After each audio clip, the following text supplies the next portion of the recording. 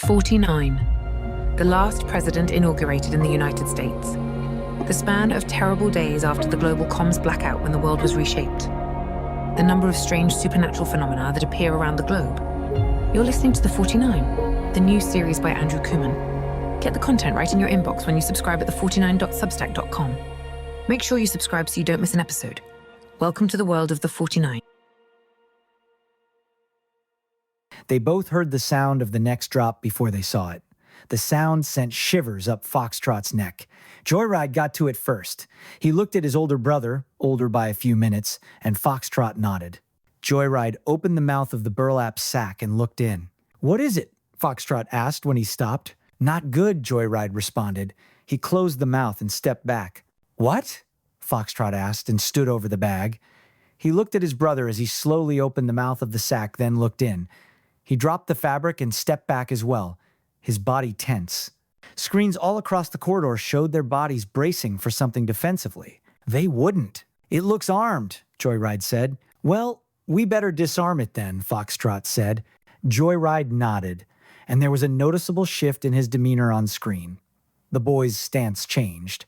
Tense to determined, Joyride pulled the object out of the burlap sack. It was about the size of a 2-liter milk carton and similar in shape, a mishmash of metal and wires. On the side of the canister was a strap and a velcro membrane wrapped around a small panel that had a few lights and a digital clock. "What do they call these things again?" "Improvised explosive device," Foxtrot said without hesitation as he kneeled toward it.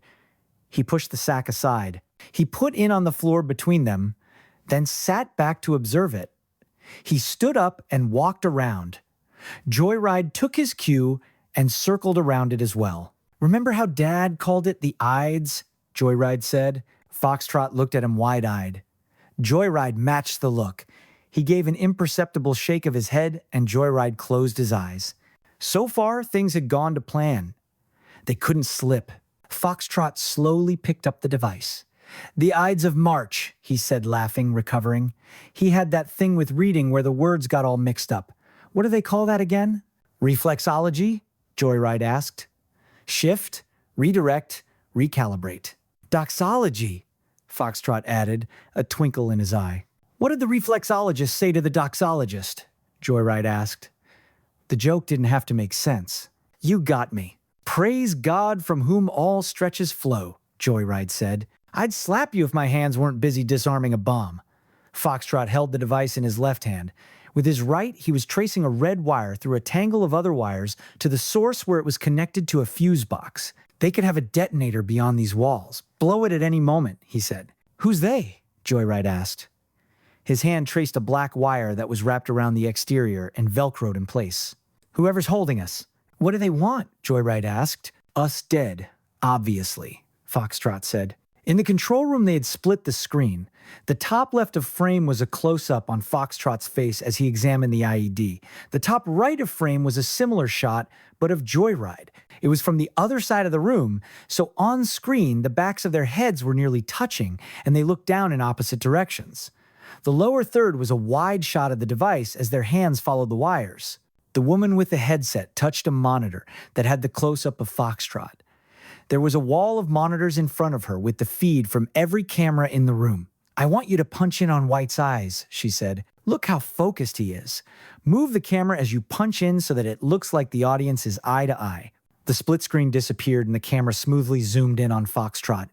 His eyes were fixed, almost unblinking, the skin around them squinched in concentration. "I think I know why we're here," the boy in white brief said as he turned the device in his hands. "You?"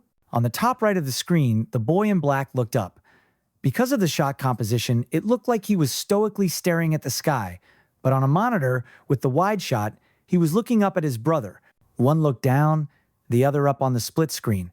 Concentration, confusion, focus, realization, the pieces were starting to fall into place. From the green room, Boyer held her breath. There was no way that they'd have a live bomb in the studio, was there? She couldn't be sure. A live execution of terrorists might satisfy the bloodlust the game had whipped up in the promo of the episode. Ever since the terror alert had been up to its maximum height since the attack, the whole corridor was on edge, and they needed a release of the collective tension. But why would she have been summoned then? No doubt the studio was designed for a host of possibilities, and surely the walls could sustain a bomb blast. The screen in the green room revealed the deep brown eyes of Foxtrot. There were little gold flecks in the irises, and black lines interwoven with the brown fabric around his pupils. They were astonishing, like a Rorschach diagram. She could almost make out a pattern of wings, like a phoenix emerging from fire, she thought. What a melodramatic cliché. Anyway, where could these boys rise to? She wondered what others in the corridor would see. The crater of a bomb blast, a volcano erupting, a flower slowly unfolding from its bloom. Those eyes could tell 100 stories. Whatever pattern the audience saw in them, they weren't the eyes of a killer. She could see that. I need you to carefully, slowly, put pressure on this wire, the red one, right beneath my thumb, Foxtrot's voice. Joyride looked down now, and the cameras pulled back a little. Joyride's eyes had less gold, more brown. The lower third showed their hands at work. There was a loud, flat beep. That, like the sound of an alarm, but with no pause. Just one long, terrible note. Then everything was silent.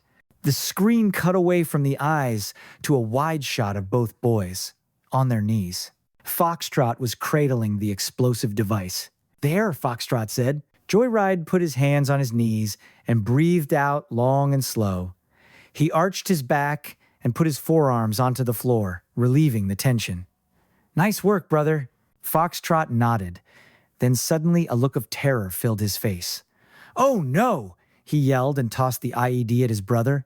He rolled away, head over his shoulder, and curled into the fetal position. Joyride shot up on his knees and fell back in shock, scrambling to catch and dodge the device all at the same time. He fell over as the metal canister hit him, but he caught it like a football. Foxtrot was rolling on the floor now, laughing. You imbecile! Joyride yelled, but now he was laughing too. You got me! He looked down at his briefs. Good thing they put me in black so you can't see the terror streaks in my shorts. He stood up with the disarmed IED and walked it over to the farthest edge of the space. Let's put this over here for now. You were pretty good at that. Done it before? Muscle memory, I guess. When he said it, they both looked at each other. There it is, Boyer said from the green room. She shook her head. The game makers were good. In the control room, the woman with the headset held her fist in the air and people in the room clapped. Couldn't have scripted that better myself, the woman said. It's going to be hard to walk that back. She turned to the team in the control room and smiled. I think we just got our conviction. Thanks for listening to this portion of The 49 by Andrew Kooman. New content drops for paid subscribers every Monday at the49.substack.com. That's the49.substack.com. On Tuesdays, we release new audio on all your favorite podcast platforms. If you like what you're hearing, make sure you subscribe and to share it with a friend. Thanks for listening to The 49.